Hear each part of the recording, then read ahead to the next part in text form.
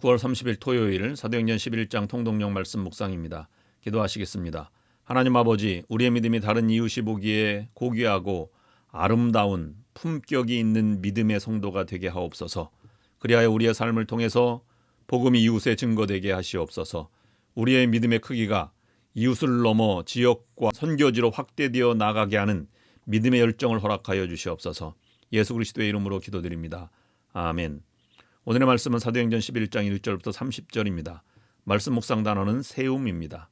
사도행전 11장 이방 선교의 출발, 베드로의 변론 1절부터 18절, 1절 유대에 있는 사도들과 형제들이 이방인들도 하나님의 말씀을 받았다 함을 들었더니 2절 베드로가 예루살렘에 올라갔을 때에 할례자들이 비난하여 3절 이르되 내가 무할례자의 집에 들어가 함께 먹었다 하니 4절 베드로가 그들에게 이 일을 차례로 설명하여 5절 이르되 내가 욥바시에서 기도할 때에 황홀한 중에 환상을 보니 큰 보자기 같은 그릇이 내 귀에 매여 하늘로부터 내려 내 앞에까지 드리워지거늘 6절 이것을 주목하여 보니 땅에 네 발 가진 것과 들짐승과 기는 것과 공중에 나는 것들이 보이더라.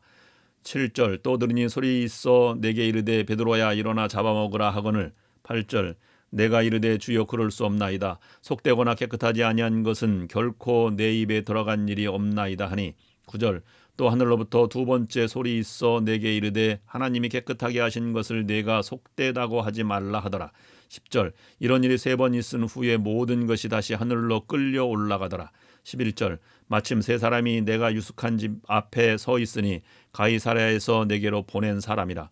12절 성령이 내게 명하사 아무 의심 말고 함께 가라 하시매 이어서 청제도 나와 함께 가서 그 사람의 집에 들어가니 13절 그가 우리에게 말하기를 천사가 내 집에 서서 말하되 내가 사람을 욥바에 보내어 베드로라 하는 시몬을 청하라. 14절 그가 너와 내 온 집이 구원받을 말씀을 내게 이르리라 함을 보았다 하거늘 15절 내가 말을 시작할 때에 성령이 그들에게 임하시기를 처음 우리에게 하신 것과 같이 하는지라. 16절 내가 주의 말씀에 요한은 물로 세례를 베풀었으나 너희는 성령으로 세례를 받으리라 하신 것이 생각났노라. 17절 그런즉 하나님이 우리가 주 예수 그리스도를 믿을 때에 주신 것과 같은 선물을 그들에게도 주셨으니 내가 누구이기에 하나님을 능히 맡겠느냐 하더라. 18절 그들이 이 말을 듣고 잠잠하여 하나님께 영광을 돌려 이르되 그러면 하나님께서 이방인에게도 생명 얻는 회개를 주셨다 하니라. 안디옥 교회의 설립 19절부터 26절 19절 그때 스데반의 일로 일어난 환란으로 말미암아 흩어진 자들이 베니게와 구브로와 안디옥까지 이르러 유대인에게만 말씀을 전하는데 20절 그중에 구브로와 구레네 몇 사람이 안디옥에 이르러 헬라인에게도 말하여 주 예수를 전파하니 21절 주의 손이 그들과 함께 하심에 수많은 사람들이 믿고 주께 돌아오더라. 22절 예루살렘 교회가 이 사람들의 소문을 듣고 바나바를 안디옥까지 보내니 23절 그가 이르러 하나님의 은혜를 보고 기뻐하여 모든 사람에게 굳건한 마음으로 주와 함께 머물러 있으라 권하니 24절 바나바는 착한 사람이요 성령과 믿음이 충만한 사람이라 이에 큰 무리가 주께 더하여지더라. 25절 바나바가 사울을 찾으러 다소에 가서 26절 만남에 안디옥에 데리고 가서 둘이 교회에 1년간 모여 있어 큰 무리를 가르쳤고 제자들이 안디옥에서 비로소 그리스도인이라 일컬음을 받게 되었더라.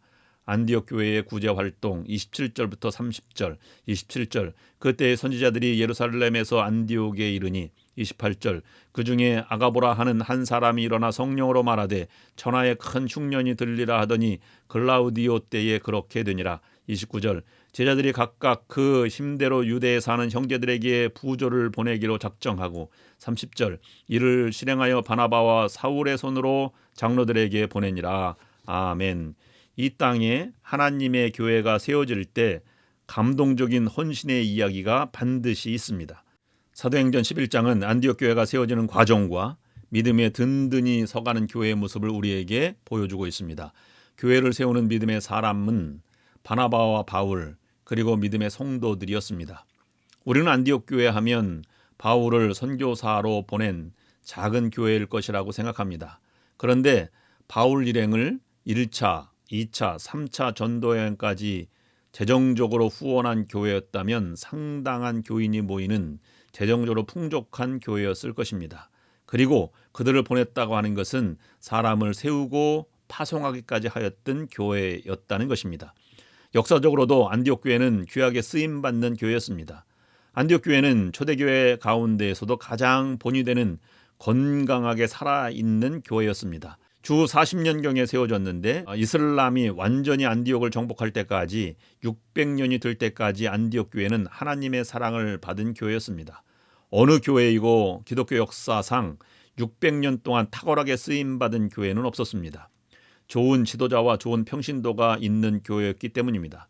하나님은 지도자를 통해서 일하십니다. 은혜를 볼 줄 아는 사람들이었기 때문입니다. 배우고 전도하고 섬기는 사람들이 은혜를 볼 줄 아는 하나님의 지도자들입니다. 배우는 것, 전하는 것, 섬기는 것은 다른 말로 바꾸어 말하면 다른 사람에게서 하나님의 은혜를 볼 줄 아는 사람들이었다는 뜻입니다. 영적 매력이 있는 사람들이었습니다. 인간적으로 은혜를 보려고 해도 한계가 있습니다. 안디옥 교회에서 비로소 크리스티아누스, 즉 그리스도인 예수장이라는 말이 생겼다고 했습니다. 이것은 눌림이 아니라 아름다운 별명으로 통했다는 것입니다.